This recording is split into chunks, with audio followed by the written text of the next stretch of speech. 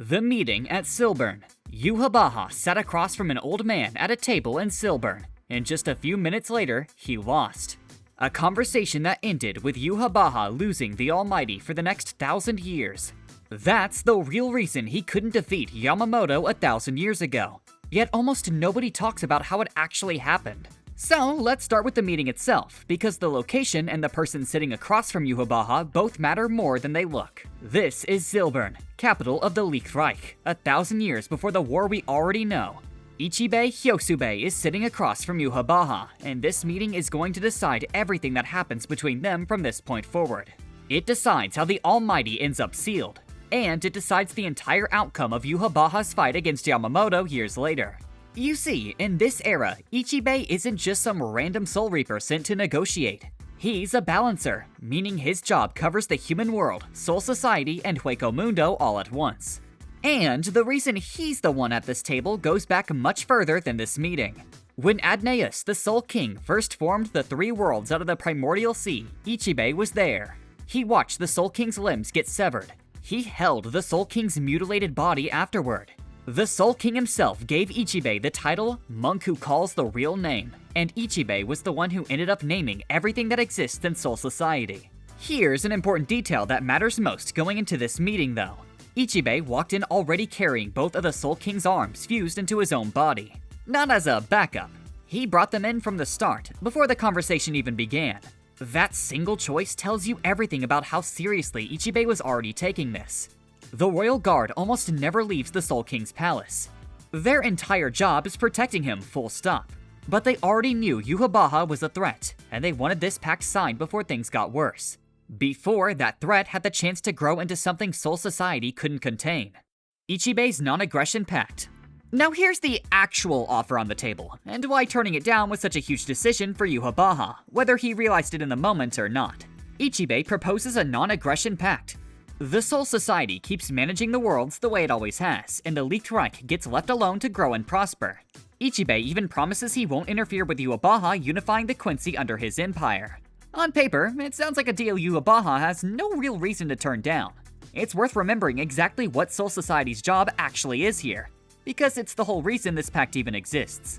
Soul Society acts as the afterlife for every human soul, regulates how souls flow between the three worlds, and keeps the entire universe balanced, which includes fighting off hollows to protect both the human and spirit sides of existence. Ichibei's pitch is to let the Soul Society keep doing that job, and the Lichtreich gets to enjoy its own prosperity without ever having to think about any of it. Yhwach turns it down anyway. He calls it deception and accuses Ichibei of talking down to him like he's an ignorant child. Ichibei denies that was ever his intention, but Yhwach isn't buying it, so Ichibei makes it clear by mocking him right back, telling him he genuinely knows nothing about what he's dealing with. Here's the thing, Ichibei was very possibly lying the entire time. Knowing Ichibei and what he was willing to do to keep the worlds balanced, that pact might have just been the setup, a way to eventually turn Yhwach into the next vessel for the Soul King. He even had a plan B for the current era. If the Soul King died or Yhwach wasn't an option, Ichigo would become the last resort replacement. Yhwach isn't just refusing out of stubbornness though. He begins talking about the original world. The three worlds used to be one. Somebody drew the line that split eternal life from death, and somebody instilled the fear of death into everyone living in it. He wants to know who did that. Ichibei tells him plainly, it was the Soul King. Old world. This is where Yhwach's entire ideology actually comes from, and it's confirmed straight from the light novel Can't Fear Your Own World. Long story short, the original world was eternal. Death didn't exist yet, which meant nothing ever really moved forward either. Even hollowification back then was temporary. The Soul King appeared to save everyone from hollows that had started eating souls. And his power let him kill hollows, even in a world without death, turning them into dust. That original state is called the Old World, back when the human world, Soul Society, and Hueco Mundo were all one single realm. For Yhwach, that was perfection. No death, but also a strange kind of chaos. Stagnation and progress constantly circling around each other, life and death tangled together instead of separated. However, Yhwach could hear the screams of the dying, the grief of souls that had already died, and the desperate fear of everyone still clinging to life to avoid it. That's what pushed him toward wanting to merge the three worlds back into one and erase the concept of death and fear entirely. He and Ichibei were never going to see eye to eye on this, not from the very first sentence of their meeting. Here's why that's such a massive problem. If the worlds fuse back together, sure, death goes away. But hollows go back to spontaneously appearing without any of the corruption or evolution stage they normally go through, and they'd start devouring humans all over again. No one dies technically, but hollows eating both humans and souls at once creates total chaos. Because those three groups were separated for a reason. Every soul a hollow eats stays trapped inside it permanently, which is exactly why hollows are such a problem for the world in the first place. As the father of Quincy, Yhwach carries the weight of everything his people have suffered. Merging the worlds isn't just an ideal for him, but also how he plans to rebuild the world into something safe from the extinction cycle Shinigami have put his people through. Soul King Vision. Everything Yhwach believes only makes sense once you actually see what he's shown next. So here's the full picture, the one Ichibei was hoping would talk him down. Yhwach makes his stance clear. He knows the anguish of every soul that's returned to him, and the desperation of people clinging to life to avoid death. When he casually calls Ichibei by his name, Yhwach also wants to know if that's really Ichibei's whole response. Ichibei warns him not to say his name so casually. Yhwach opens his eyes and each one shows a second pupil. He says he can see everything. Ichibei responds by promising to show him the truth, holding out his left hand as it starts forming into a massive eye. We'll get into the finer details of that short fight later. Right now, what really matters is the vision of the past that Ichibei showed Yhwach. What Ichibei shows him next is the actual history of the Soul King. And it's worth explaining properly because this backstory is the entire reason the three worlds exist the way they do. The Soul King is a title, not a fixed identity. Whatever's currently holding the worlds together in existence becomes the Soul King. According to the novel, during that ancient age, everything existed in total ambiguity. No life, no death, just endless flickering back and forth between progress and stagnation for what felt like 100 million years. Eventually, hollows became part of the natural cycle of souls. But hollows started devouring humans instead, and the whole cycle stopped. Every soul they'd consumed merged into one massive hollow, a Minos, and the world went completely still. Then, somehow, new life appeared anyway, almost like the world itself refused to stay dead. That new life destroyed the Minos, turned it to sand, and restarted the cycle. That being was the very first Soul King, and his power was described as close to true omnipotence and omniscience. The Soul King had balanced the world out, one massive combined realm where people didn't fear death. His power alone was enough to eradicate anyone and anything in that world if he chose to. Which is exactly why the beings living there came to see him as a kind of deity, not because he asked for the title, but simply because nothing could stand against him. However, hollows kept appearing and evolving, so the Soul King kept destroying them out of love for the people living there, especially humans and Quincy. In order to protect them, he went on a full spree of wiping hollows out across the entire realm.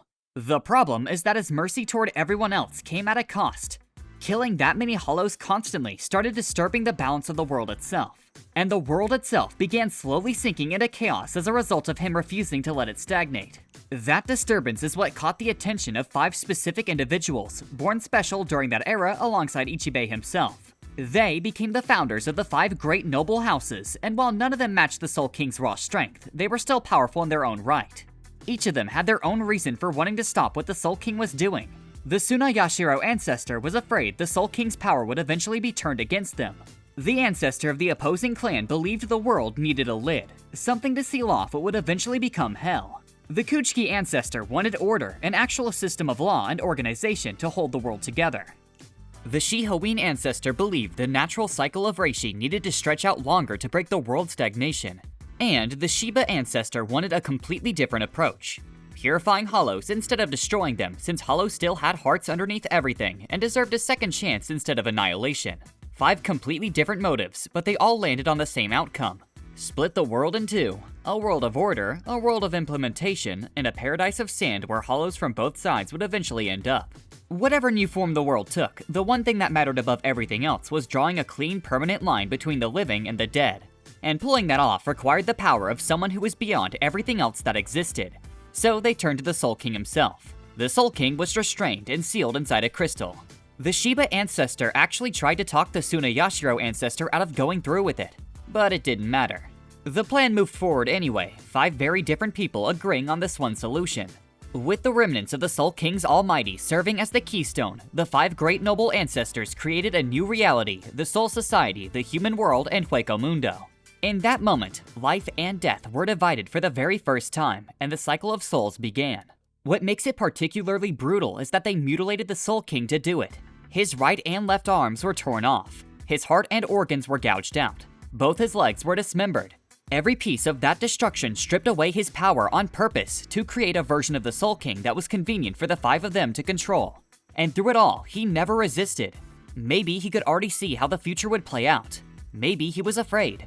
Maybe he saw some kind of hope buried in the new world they were building. Nobody knows for sure, but he let it happen without a single act of resistance. This all happened because the Tsuneyashiro ancestor still wasn't satisfied, even after the Soul King had been sealed. He didn't trust that the Soul King's non-resistance was real, and he was terrified of him somehow escaping the seal on his own. Trapped in that contradiction, unwilling to let the Soul King live freely, but unwilling to kill him outright either. Tearing off the right arm representing stagnation and the left arm representing progress as their own separate pieces. What remained of the Soul King became nothing more than a battery. Mutilated, immobilized, and stripped of all choice, he was turned into the linchpin holding the entire universe together. Forever. The 5 ancestors split off Reishi and Kishi to form Soul Society and the world of the living, built the Garganta as an infinite dimensional barrier between them, then gathered the dust from every dead hollow to build a 3rd world inside that barrier. That 3rd world became Hueco Mundo, a realm built specifically to contain the hollows. Ichibei became the balancer, the one given the job of protecting the Soul King's remains and keeping the 3 worlds in check on behalf of the noble clans. This entire event became known as the original sin of Soul Society. It's the exact thing Yhwach was bringing up before Ichibei ever showed him a single vision. And now, he's watching the whole thing play out with his own eyes. Real quick, if you're new here and want more Bleach Simply Explained, hit subscribe so you never miss a video. Anyway, Yhwach's answer. This next reaction is the actual turning point of the whole meeting, so pay attention to the exact word Yhwach uses. Because it changes everything Ichibei was hoping to accomplish, or at least everything he appears to be trying to accomplish. After watching the visions of the past, Yhwach calls it tragic. For a second, it almost sounds like he's about to accept the truce.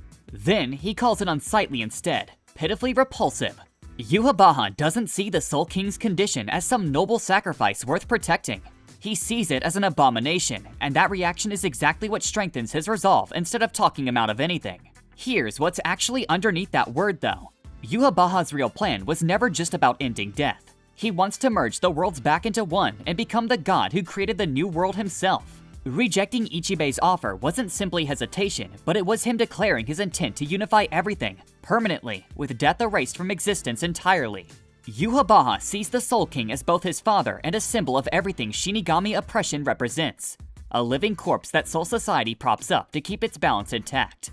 In his eyes, killing the Soul King isn't murder, it's mercy. Freeing him from a suffering he's been trapped in for longer than anyone can measure, giving him a new role entirely. The Soul King lost his will a long time ago, reduced to a broken thing people worship like a father instead of the being he actually was.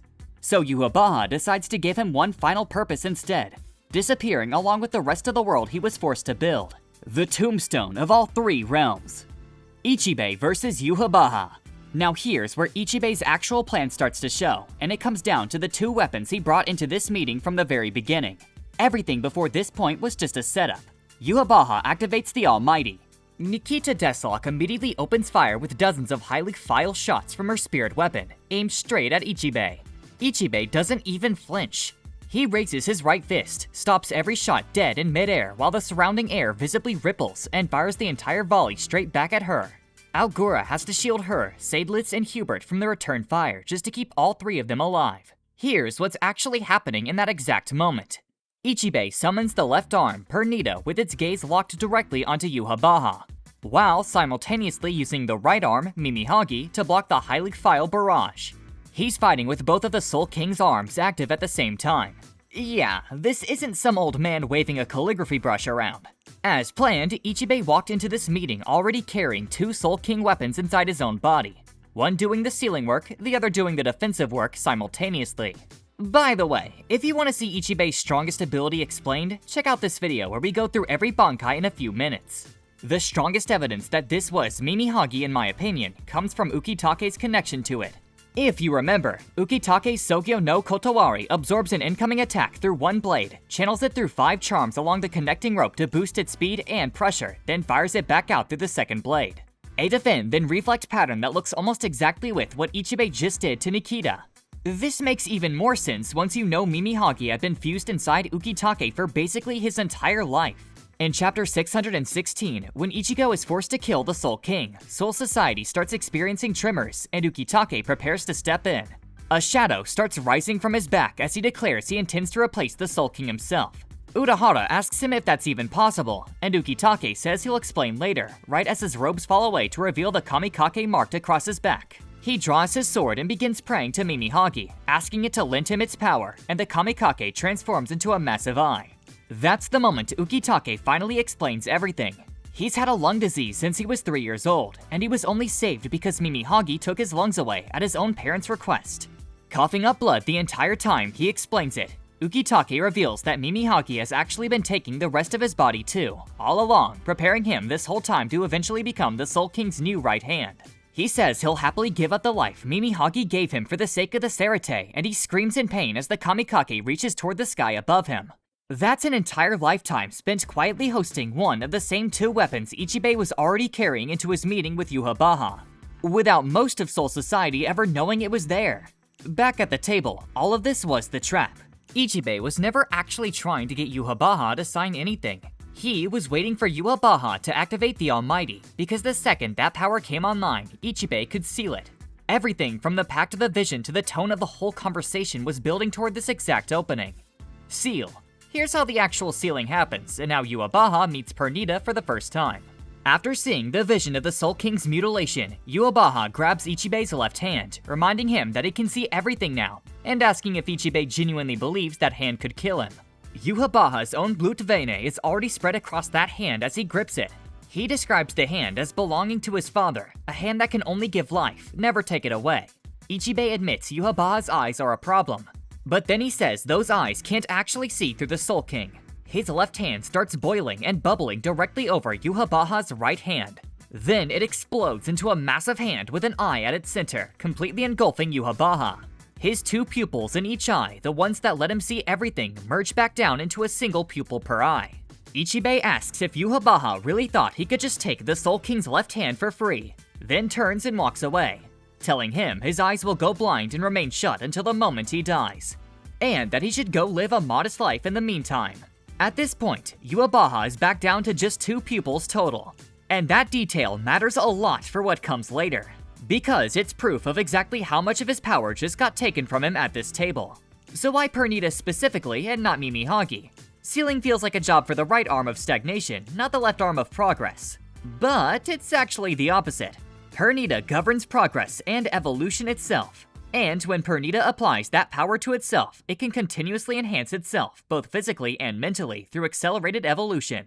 The theory is that Pernita sealed Yhwach's eyes specifically because Pernita represents moving forward. Ichibei essentially let Yhwach have a taste of Pernita's power, but the price of that was his almighty getting sealed on the spot. Pernita's ability allows it to evolve through progression, gaining not only knowledge and power, but also new techniques. It's very possible Ichibei used that same nature against Yhwach on purpose, locking him into his own mindset as a kind of 1 step back, 2 steps forward trap. Ichibei was betting that Yhwach, convinced he'd never actually change, would leave his own abilities locked away without ever realizing it. The big question is, after sealing the Almighty, why didn't Ichibei just kill Yhwach right there at the table? Simple. Because he wanted Yhwach as the next vessel for the Soul King all along. Another interesting thing is that Yhwach originally only had 2 pupils, not 3, until he later obtained Pernita for real. Having 3 pupils down the line is likely a sign that Yhwach developed a far greater mastery over the ability than he had 1,000 years earlier at this table. And it's a small clue that ties his final power level directly back to this exact meeting. So how did Yhwach, someone who supposedly sees everything through the Almighty, not see this coming at all? This is one of those moments where Bleach genuinely tests people's patience with a character making a decision that looks dumb on the surface. But there's a real answer. The Almighty can't see anything involving the Soul King. Parts of the Soul King are simply immune to it. That's exactly why Ichibei could use Pernita to seal Yhwach without Yhwach ever predicting it. It's genuinely likely this entire meeting was just bait from the start, purely to lure Yhwach in close enough to seal the Almighty. If Ichibei already knew Yhwach had the Almighty, there's no real reason he would have expected Yhwach to actually accept a peace deal while sitting across from the man using his own father's dismembered body to run the universe. The fact that Ichibei specifically knew the Almighty couldn't see this coming because of the Soul King's arm strongly suggests this entire plan was already in motion before Yhwach ever sat down. And Pernita didn't just disappear after all of this. Once Ichibei sacrificed the arm to complete the original seal, Pernita eventually ended up joining the Lichtreich, becoming a full member of the Sternritter and one of the people responsible for facing off against the Royal Guard. Yhwach gave Pernita the letter C, the compulsory. We explain Pernita and the other shrifts in much more detail in this video, where we break down all 29 Almighty Quincy shrifts in Bleach. Check it out here. After the Almighty is sealed, Yhwach sits alone at the table and says he's glad his eyes have closed, because now he doesn't have to watch the Soul King's humiliation anymore. The aftermath. Here's what Ichibei never actually saw coming, and how it explains everything that happens between Yhwach and Yamamoto shortly after. This backstory is what created the entire endgame problem in the 1,000-Year Blood War, and the short answer to why Yhwach never used the Almighty 1,000 years ago. This entire backstory is the reason Yhwach couldn't use the Almighty during his very first fight against Yamamoto. He simply couldn't. His eyes were sealed shut, meaning he went into that fight completely blind to his own signature power. That also means the version of Yhwach who fought Yamamoto back then had zero access to the Almighty at all, which is the opposite of what a lot of people assumed for years. Since I know plenty of you have given Yamamoto credit for beating a fully powered Quincy Emperor when that's simply not what happened, this definitely put Yamamoto on fraud watch for a while. If he'd actually had it during that fight, there's a real argument Yhwach would have won outright, since the Almighty would have been the perfect counter against Yamamoto specifically. Yhwach himself later admits during their present-day match that Yamamoto's Bankai is too dangerous for anyone but Yhwach himself to safely wield. Which is exactly why he told Roy Lloyd not to even attempt stealing it until he personally returned. That said, the fact that Yhwach still needed tricks like Royd's Shrift, the Yourself, plus the Lichtreich medallion just to beat Yamamoto in the present makes the first powerless loss 1,000 years ago hit even harder in comparison. So how did Yhwach eventually get the Almighty back? Through a fixed timer known as the 999-year revival prophecy. 900 years for his heartbeat to return. 90 years for his awareness, 9 years for his full power. Because Ichibei sealed the Almighty at that table, Yhwach had none of it during his invasion of Soul Society 1,000 years ago, fighting the entire war with his eyes effectively closed. After Yamamoto finally defeated him and he fell into a deep, extended recovery, that exact 999 sequence played out. If he tried to open his eyes before the full 9 years of power had passed, he risked losing control entirely and accidentally stealing every ounce of power from his own loyal Sternritter instead. There was a prophecy written about this exact sequence called the Kaiser Gesang. It goes, the confined Quincy King regains his pulse after 900 years, his mind after 90 years, his strength after 9 years, and the world in 9 days. In the anime original flashback, Sasuke hides among a pile of corpses on the battlefield and ambushes Yhwach from behind, stabbing him at the exact moment. This opening is what let Yamamoto finally unleash his full Bankai and strike Yhwach down. Once Yhwach was technically dead, the seal broke completely, which lines up exactly with what Ichibei told him back at the table. His eyes would stay closed until the moment he died. Dying was the only way to actually remove the seal, which is the real reason Yhwach eventually got the Almighty back after losing to Yamamoto in the first place.